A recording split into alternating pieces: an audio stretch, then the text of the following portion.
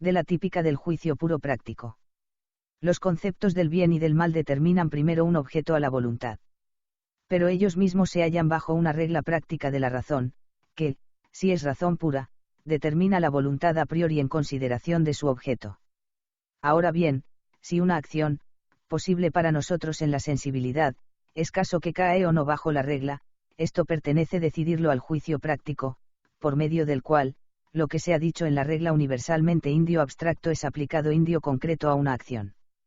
Pero como una regla práctica de la razón pura primeramente, como práctica, se refiere a la existencia de un objeto, y segundo, como regla práctica de la razón pura, lleva consigo necesidad, en consideración de la existencia de la acción, siendo, por tanto, ley práctica, y no por cierto ley de la naturaleza, por medio de fundamentos de determinación empíricos, sino una ley de la libertad, según la cual debe ser la voluntad determinable independientemente de todo lo empírico solo mediante la representación de una ley en general y de la forma de ésta, mientras que todos los casos que ocurren para acciones posibles no pueden ser más que empíricos, es decir, pertenecientes a la experiencia y a la naturaleza. Resulta que parece absurdo Wiederseinlich querer encontrar en el mundo sensible un caso que, debiendo estar siempre como caso en el mundo sensible, solo bajo la ley de la naturaleza, permita, sin embargo, aplicarle una ley de la libertad, y al cual pueda ser aplicada la idea suprasensible del bien moral, que debe ser expuesta en el indio concreto. Así pues, el juicio de la razón pura práctica está sometido a las mismas dificultades que el juicio de la razón pura teórica. Esta última disponía, sin embargo, de un medio para escapar a esas dificultades, a saber, que, como en consideración del uso teórico se trataba de intuiciones, a las cuales pudiesen ser aplicados conceptos puros del entendimiento, pueden tales intuiciones aunque solo de objetos de los sentidos ser dadas a priori como esquemas y, por tanto, en lo que concierne la conexión de lo diverso en ellas, conformemente a los conceptos puros a priori del entendimiento. En cambio, el bien moral es algo suprasensible, según el objeto, y para él, por tanto, no puede encontrarse en ninguna intuición sensible algo correspondiente, y el juicio, bajo leyes de la razón pura práctica, parece por eso estar sometido a dificultades particulares, que descansan en que una ley de la libertad debe ser aplicada a acciones, como acontecimientos que ocurren en el mundo de los sentidos, y en ese respecto pertenecen, pues, a la naturaleza. Pero aquí vuelve a abrirse de nuevo una perspectiva favorable para el juicio puro práctico. En la subsunción de una acción, posible para mí, en el mundo de los sentidos, bajo una ley pura práctica, no se trata de la posibilidad de la acción como un suceso en el mundo de los sentidos, pues esa posibilidad pertenece, para el juicio del uso teórico, a la razón, según la ley de la causalidad, concepto racional puro, para el cual ella tiene un esquema en la intuición sensible. La causalidad física, o la condición bajo la cual ésta tiene lugar, pertenece a los conceptos de la naturaleza, cuyo esquema lo bosqueja la imaginación trascendental. Pero aquí no se trata del esquema de un caso, según las leyes, sino del esquema si esta palabra es aquí adecuada de una ley misma, porque la determinación de la voluntad no la acción en relación con su éxito solo por la ley, sin otro fundamento de determinación, enlaza el concepto de la causalidad con otras condiciones muy distintas de las que constituyen la conexión natural. A la ley natural, como ley a la cual están sometidos los objetos de intuición sensible como tales, tiene que corresponder un esquema, es decir, un procedimiento universal de la imaginación exponer a priori a los sentidos el concepto puro del entendimiento determinado por la ley.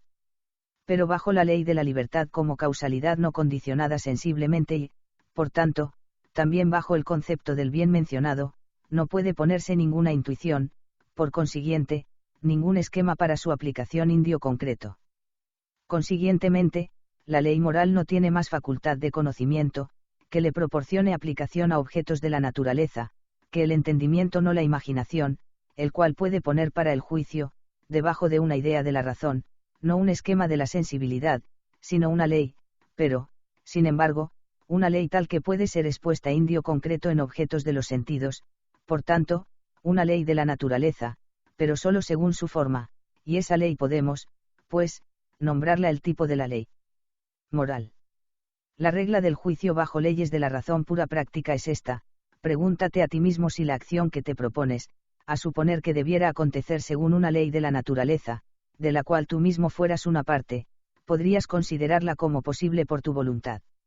Según esta regla juzga en realidad todo el mundo las acciones, si son moralmente buenas o malas.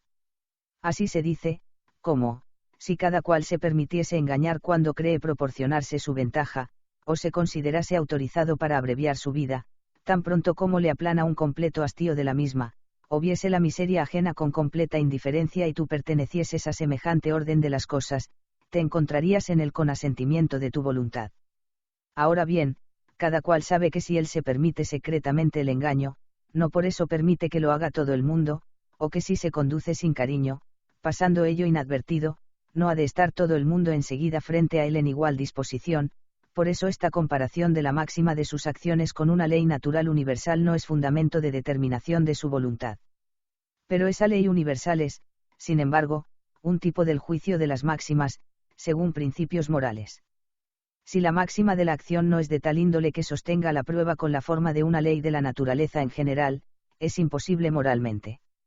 Así juzga hasta el entendimiento más vulgar, pues la ley de la naturaleza se halla siempre a la base de todos sus juicios más ordinarios, incluso los de experiencia. Él tiene, pues, esa ley siempre a la mano, solo que en los casos en que la causalidad debe ser juzgada por la libertad hace de aquella ley de la naturaleza. Solo el tipo de una ley de la libertad, porque sin tener a mano algo de lo cual pudiera hacer un ejemplo en los casos de experiencia, no podría proporcionar a la ley de una razón pura práctica el uso en la aplicación. Es, así pues, permitido usar la naturaleza del mundo sensible como tipo de una naturaleza inteligible, mientras yo no traspase a esta última las intuiciones y lo que de ellas depende, sino solo le refiera la forma de la conformidad a una ley general cuyo concepto también tiene lugar en el uso más común de la razón, pero no puede ser conocido determinadamente a priori en ningún otro sentido más que para el uso puro práctico de la razón. Pues las leyes, como tales y en cuanto leyes, son idénticas, tomen de donde quieran sus motivos de determinación. Por lo demás, como de todo lo inteligible no hay absolutamente nada más que la libertad por medio de la ley moral que tenga realidad para nosotros. ¿Te está gustando este episodio? Hazte fan desde el botón Apoyar del podcast de Nivos. Elige tu aportación y podrás escuchar este y el resto de sus episodios extra. Además, ayudarás a su productor a seguir creando contenido con la misma pasión y dedicación.